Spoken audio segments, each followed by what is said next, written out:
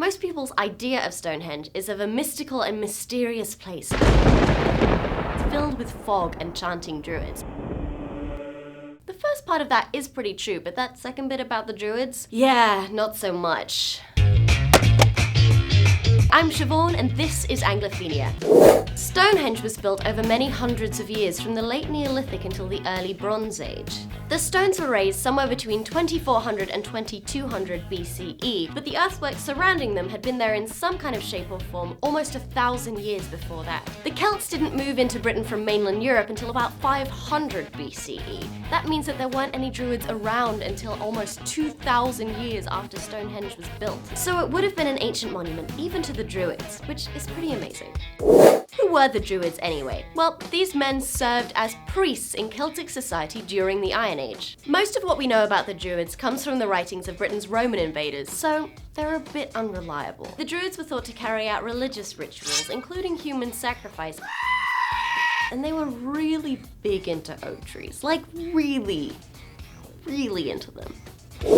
Where did this connection between Stonehenge and the Druids come from? Well, it was first suggested by John Aubrey in the 1640s, but it was this guy, William Stukeley, who really popularized the idea. Stukeley was an 18th century antiquarian and, well, a little bit eccentric.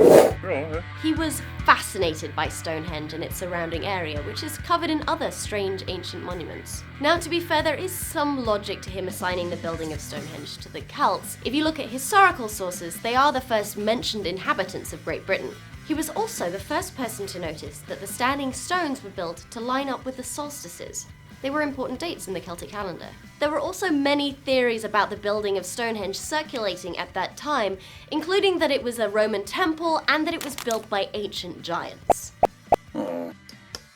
And there was a general fascination with Druids, the occult, and other weird and mystical beliefs during this period. For example, Sir Isaac Newton, a friend of Stukeley's, wrote extensively on biblical prophecies about the end of the world. But our friend Stukeley really took it to the next level.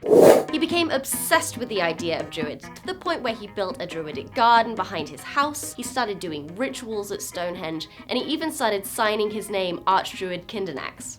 He wrote an elaborate work published in 1740 called Stonehenge, a temple restored to the British Druids, in which he laid out all of his ideas. Now, there was some good archaeology in there, but most of it was pretty crazy.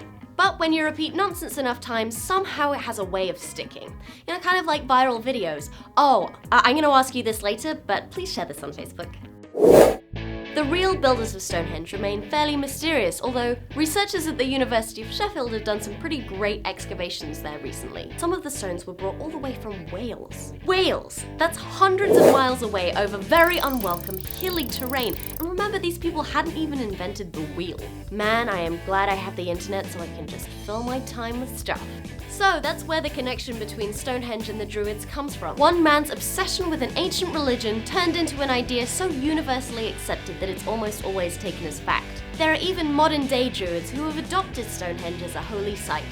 What other British myths should I explore? Tell me in the comments, and don't forget to subscribe.